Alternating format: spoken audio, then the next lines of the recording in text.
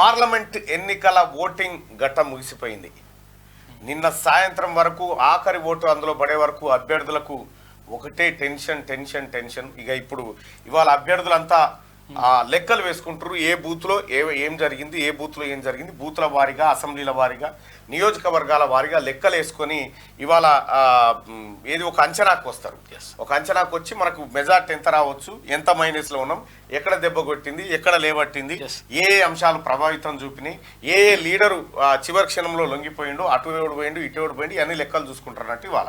So మొత్తానికైతే parliament ఎన్నికల voting ఘట్టం ముగిసిపోయింది కాబట్టి ఇక ఏ అభ్యర్థి నుంచి ఏ కాన పైసా ఎవరు ఆశించకూరే రాదు, మీరు చేసి రావాలి వాళ్ళకి. కానీ ఇప్పుడు వాళ్ళ పని వాళ్ళు బిజీగా ఉన్నారు కాబట్టి సో మొత్తానికి ఎన్నికలు అయితే ప్రశాంతంగా జరిగినాయి తెలంగాణ రాష్ట్రంలో. ఇక్కడ మరి ఈ ఎన్నికల్లో ఎవరికి ఎక్కువ లాభం జరిగింది? మనం ముందు నుంచి అనుకుంటుంది తెలంగాణ రాష్ట్రంలో పార్లమెంటు ఎన్నిక ఏదైతే ఉందో అది బీజేపీ వర్సెస్ కాంగ్రెస్ మధ్య జరిగింది అనేది మనందరికీ స్పష్టమైనటువంటి అంశమే. సో మరి బీజేపీ ఫేవర్లో ఎంత జరిగింది, కాంగ్రెస్ ఫేవర్లో ఎంత జరిగింది, టీఆర్ఎస్ పరిస్థితి ఎలా ఉండబోతుంది? మొత్తం పార్లమెంట్ స్థానాలను అంటే నాకున్నటువంటి అంచనా మాత్రమే, ఇది నా వ్యక్తిగతమైనటువంటి అంచనా, నేను తెలుసుకున్నటువంటి వివిధ అంశాల ద్వారా అభిప్రాయాన్ని వ్యక్తం చేస్తున్నటువంటి మాత్రమే. సో ఇక్కడ మీకు అంటే బీజేపీకి ఎన్ని, కాంగ్రెస్కి ఎన్ని కంటే ముందు మొత్తం పార్లమెంట్ స్థానాలు 17, లోక్సభ 17 ఉన్నాయి. మొత్తం 17 ఇట్లలో 14 చోట్ల బీఆర్ఎస్ పార్టీ థర్డ్ ప్లేస్, మూడో స్థానం. 14 చోట్ల బీఆర్ఎస్ పార్టీ థర్డ్ ప్లేస్ లో ఉండబోతుంది. అయితే ఈ ఏదైతే ఈ 3 ఉన్నాయో ఇక ఎంఐఎం వదిలేది, ఇంకొక 3 ఏవైతే ఏది ఇంకా ఎంఐఎంది ఇలా కలిపింది. అయితే ఇంకొక 3 ఏవేవి ఏ స్థానాల్లో బీఆర్ఎస్ సెకండ్ ప్లేస్ లో ఉండబోతుంది? ఒకటి మెదక్, ఇంకొకటి కరీంనగర్, ఖమ్మం, ఆ తర్వాత మూడోది నల్గొండ. ఈ 3 చోట్ల మాత్రమే బీఆర్ఎస్ సెకండ్ ప్లేస్ లో ఉండబోతుంది. అంటే భారత రాష్ట్ర సమితి కేసీఆర్ పార్టీ 14 చోట్ల 3వ స్థానంలో పడిపోయింది, 3 చోట్ల మాత్రం 2వ స్థానం కోసం పోటీ పడుతుంది అంతే.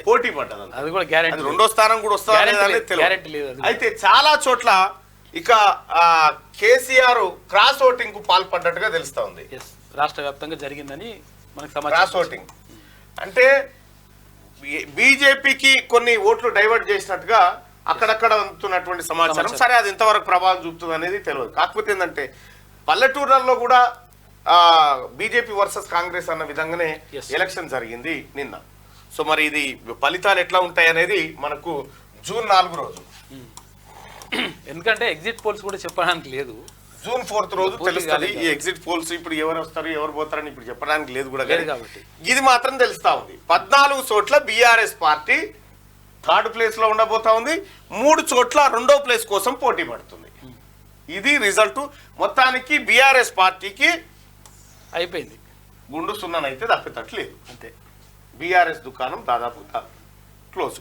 అయితే ఇక్కడ మెజారిటీ ఖమ్మం, నల్గొండ,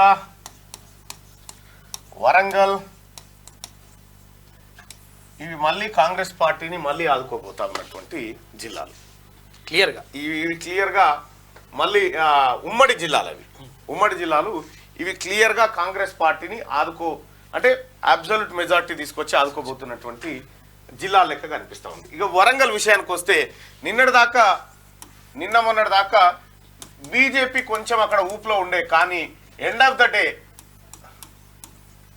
కడియం కావ్య ఎడ్జ్లోకి వచ్చినట్టుగా మనకు నిన్నటి లెక్కలు బట్టి అర్థమవుతా ఉంది. అయితే ఈ 3 జిల్లాలలో 34 నియోజకవర్గాలు ఉన్నాయి. 34 ఎమ్మెల్యే స్థానాలు ఉన్నాయి. ఎమ్మెల్యే స్థానాల్లో 32 కాంగ్రెస్ పార్టీకే ఉన్నాయి. కాంగ్రెస్ 31 కాంగ్రెస్ కు ఉన్నాయి, 1 సిపిఐ ఉంది. ఖమ్మం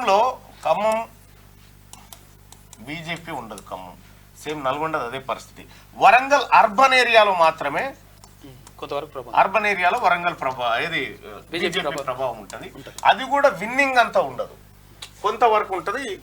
అది అది అది మనకు కనిపిస్తుంది. ఇక మహబాద్లో అసలే ఉండదు. ఇక మీకు తెలిసినటువంటి అంశాలే. ఇంకా మరి పోటీ ఎక్కడ ఉన్నాయి ఏం కథ అనేది అంటే, సో ఇక్కడ మహబూబ్ నగర్, నాగర్ కర్నూలు ఈజీగా కాంగ్రెస్ పార్టీ గెలిచేటువంటి అవకాశం ఉంది. చెవెళ్ళ పోటీ కనిపిస్తూ ఉంది. మేడ్చల్ మల్కాజ్గిరి కూడా కొంత చివరిలో టఫ్కి వచ్చినట్టు అనిపిస్తూ ఉంది. సో మొత్తానికి ఇదైతే జరిగింది. ఇక ఇంకొక విషయం ఏంటంటే పోలింగ్ పర్సంటేజ్ కూడా చాలా ఇబ్బందికరమైనటువంటి పరిస్థితే ఉంది మల్కాజ్గిరిలో. చాలా తక్కువ శాతం పోలింగ్ అయింది హైదరాబాద్, సికింద్రాబాద్ తర్వాత చుట్టుపక్కల ప్రాంతాల్లో.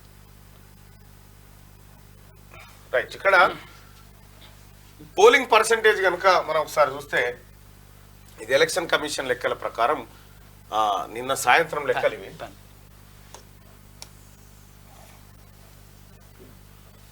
నిన్న సాయంత్రం లెక్కలు ఇవి. ఎక్కడెక్కడ ఎంత పోలింగ్ అయింది ఏం కథ అనేది మనం ఇక్కడ చూస్తా ఉన్నాం. మొత్తానికి ఈ తెలంగాణలో జరిగినటువంటి పార్లమెంట్కు ఆలేరు నియోజకవర్గంలో అత్యధికంగా మనకు కనిపిస్తూ ఉంటుంది. దాదాపుగా 79% ఏమో పోలింగ్ నమోదైంది.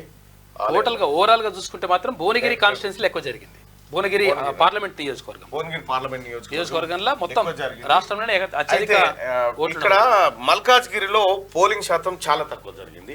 మల్కాజ్గిరిలో తక్కువ జరగడానికి కారణం ఏంటంటే కూకట్పల్లి ఆ సెటిలర్స్ అంతా ఏపీకి తరలి వెళ్ళారు. ఏపీలో ఓటుకే వాళ్ళు ప్రాధాన్యత ఇచ్చారు, అటువైపు వెళ్ళిపోయారు. కాబట్టి అది వాళ్ళు వాస్తవానికి వాళ్ళు ఉంటే ఈటల రాజేందర్ గారికి కొంత అడ్వాంటేజ్ కనిపించేది. ఆ ఓటు రాలే, ఎందుకంటే అది ఆ కూటమి ఓటు. జనసేన, టీడీపీ, ఆ తర్వాత బీజేపీ కూటమి ఓటు.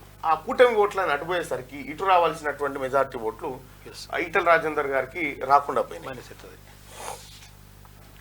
రైట్, చూద్దాం. ఇది మనం ఎన్ని అనుకున్నా కూడా ఓట్ల పెట్టెలు ఇప్పితే తప్ప వాస్తవాలు ఏంటో బయటికి రాదు. సో మీ ఊర్లలో మీ ప్రాంతాల్లో ఓటింగ్ ఎట్లా జరిగింది? కాన్ఫిడెంట్గా లేదు మళ్ళన్న అని చెప్పని అంటారు. సరే చూద్దాం ఏం జరుగుతుంది అనేది. ఇప్పుడు ఓట్లయితే పడ్డాయి. ఇక నిన్న మొన్నటి దాకా కయ్య బియ్య అనుకున్నారు, ఇక కయ్య లేదు బియ్య లేదు, అయిపోయింది. సో కాంగ్రెస్ పార్టీకి మీ ఊర్లో ఏ పార్టీ ఫేవర్లో ఓటింగ్ జరిగింది? మీ ఊర్లో ఏ పార్టీకి ఎక్కువ ఓటింగ్ జరిగినట్టు మీకు అనిపించింది? అంటే మీరు చూసినటువంటి అంచనా చెప్పండి. ఏం జరిగింది, లేకపోతే ఏమైనా క్రాస్ ఓటింగ్ జరిగిందా మీ దగ్గర? ఎట్లా జరిగింది?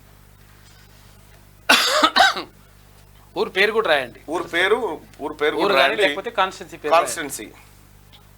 అంత కాంగ్రెస్ పార్టీ తప్ప వేరే పార్టీ వారు లేరు.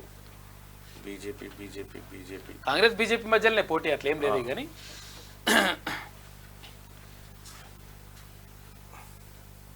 ఆల్ కాంగ్రెస్ బీజేపీ అనే ఎక్కువ చెప్తా ఉన్నారు.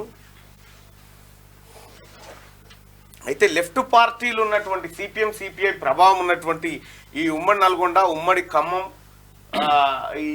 లేకపోతే ఈ వరంగల్ జిల్లా బార్డర్లలో అది ఆ కాంగ్రెస్ కి కలిసి వచ్చినటువంటి ఓట్ బ్యాంకు. కాంగ్రెస్ బీజేపీ మధ్యలో చెప్తా ఉన్నారు. చూడాలి మరి ఇక ఈ ఓటింగ్ ఎటు పోతుంది ఏం కథ అనేది. కాంగ్రెస్ బీజేపీ మధ్యనైతే పక్కా ఇది కనిపిస్తూ ఉంది. దాన్ని ఎవరు కాదనలేరు. ఇక కరీంనగర్లో బీజేపీ, అచ్చంపేట్ కాంగ్రెస్, నిజామాబాద్ కాంగ్రెస్, నిర్మల్ జిల్లా బీజేపీ, రామగుండం కారు అని ఒక ఆయన పెట్టిండు. కారు అదే కార్ ఫేవర్ లో జరిగింది. బేకార్ కాకుండా కార్ ఫేవర్ లో జరిగింది కొంత అని చెప్పి చెప్తా ఉన్నారు. సరే ఏదేమైనప్పటికీ ప్రజాభిప్రాయం కాబట్టి అందరు గౌరవించాల్సిందే. ఎటుపోతుంది ఏం కథ అనేది ఇంకా మనకు తెలియదు. ఇదైతే జస్ట్ ఒపీనియన్ మాత్రమే. ఇది ఒపీనియన్ పోల్ మాత్రమే. ప్రజల ద్వారా అడుగుతున్నటువంటి ఒపీనియన్ పోల్.